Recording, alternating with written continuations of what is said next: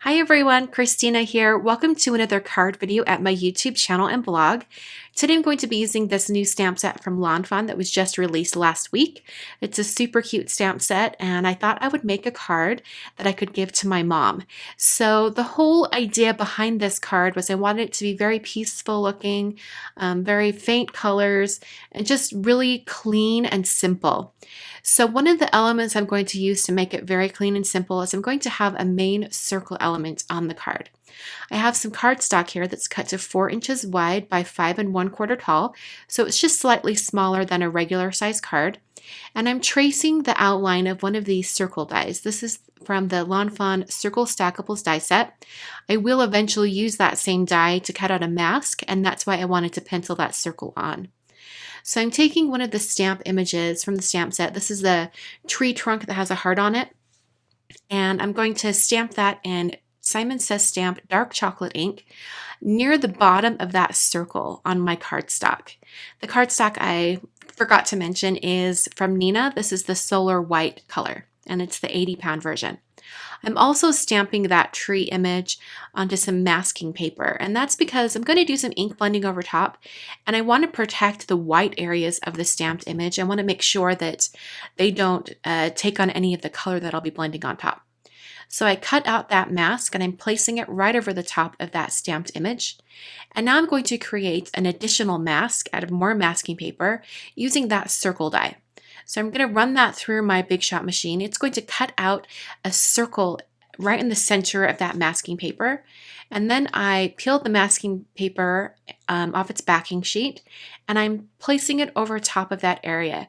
Now, because the die that I traced is slightly larger than how big it cuts, this mask is going to cover up all of the pencil lines. So I'm not going to be trapping any pencil under ink blending, which will be nice.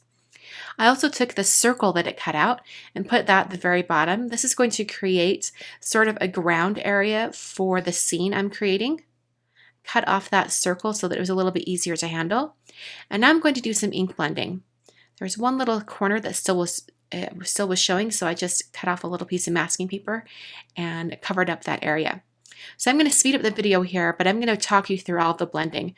I'm using 3 different colors of distress ink and a mini ink blending tool for each color.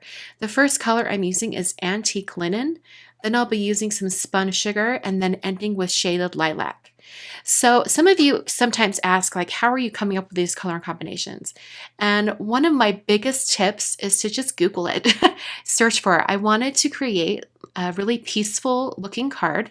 So I actually Googled peaceful sunset to see what images came up on Google.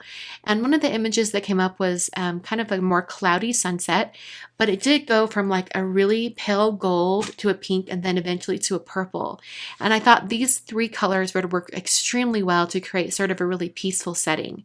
And I'm also making sure that as I blend them onto the circle area, that I'm not making them too intense. I want them to still be a little bit faint, a little bit soft. These colors in general are very soft anyway, but I didn't want to put so much ink down that it overwhelmed the entire card. So I'm just adding more of that on to get that color blending, adding a little more of that spun sugar. And then I was able to peel off all of that masking. And the thing that's interesting is it doesn't look so dark, or it actually looks quite faint right now.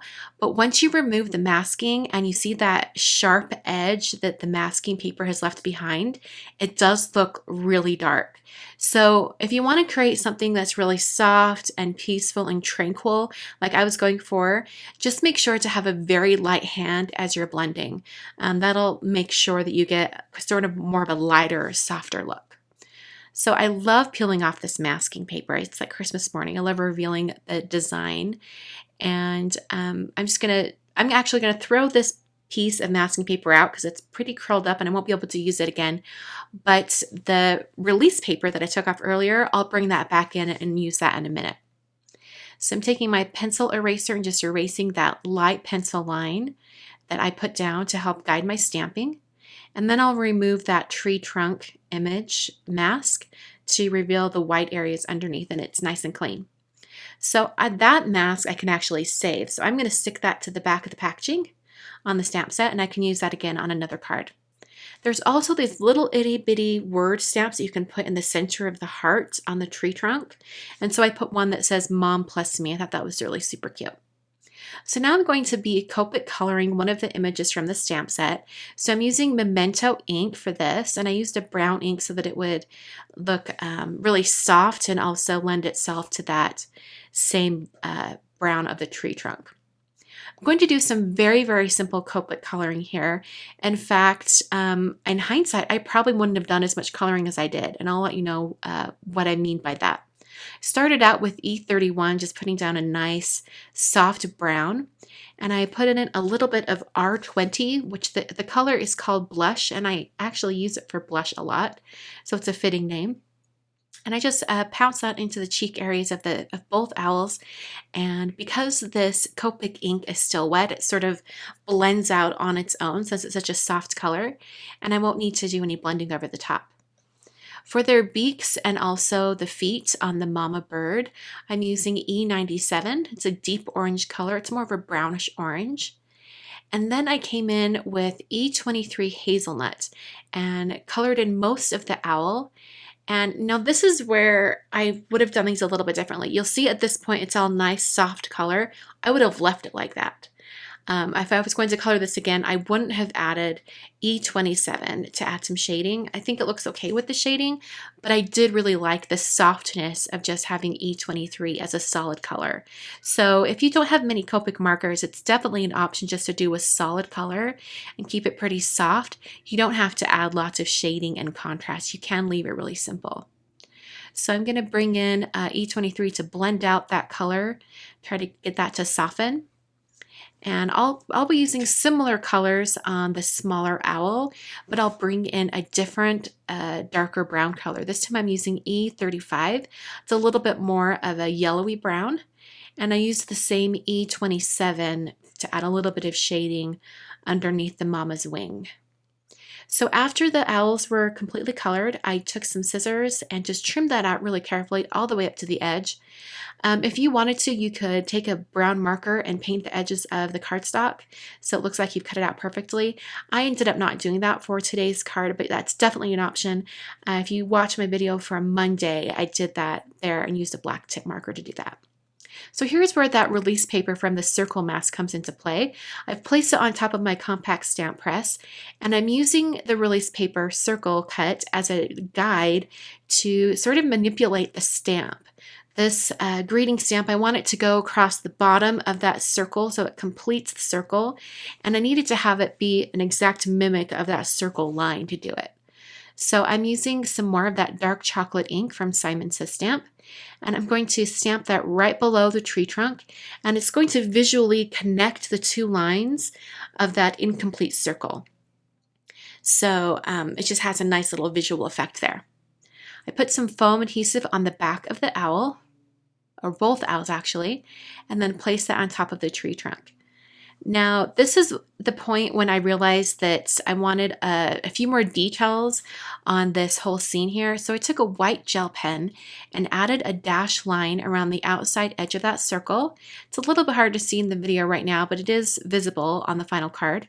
And I also added some little dots. This could look like snow to make a snow scene, or it could be some of those like early twilight stars that can be seen sometimes. I think it's really pretty. I also brought in a couple different colored pencils. These are Prismacolor colored pencils, a really pale pink for the heart, and then also more of a light yellow brown for the areas on the tree trunk. I'm going to start putting the card together now. So I'm punching the corners of my white stamped and blended piece here. And then I took some Nina Desert Storm cardstock. This is the 110-pound version. And I've scored that at 5.5 to create a top folding card.